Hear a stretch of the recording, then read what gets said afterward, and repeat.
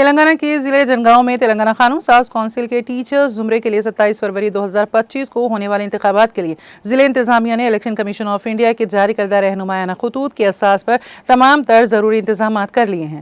ضلع کلکٹر رضوان بادشاہ نے additional collector B Rohit Singh, revenue division officer Gopi Ram Venkatnath, دفتر administrative officer Mohammad Abdul Khair Mansoori, officer election officer Srikanth کے ہمراہ ڈسٹریبیوشن سینٹر کا تفصیلی معائنہ کیا اور کہا کہ 27 فروری 2025 کو صبح 8 بجے تا 4 بجے شام تک رائے دہی ہوگی۔ ضلع میں 12 رائے دہی مراکز قائم کیے گئے ہیں جس کے پریسائڈنگ آفیسرز، اسسٹنٹ مائکرو آبزرورز کو مقرر کیا گیا ہے۔ تمام رائے دہی مراکز پر بنیادی سہولیات، شامیانوں، پینے کے پانی کا انتظام، کھانے کا انتظام اور حفظان صحت کے لیے طبی مراکز قائم کیے گئے ہیں۔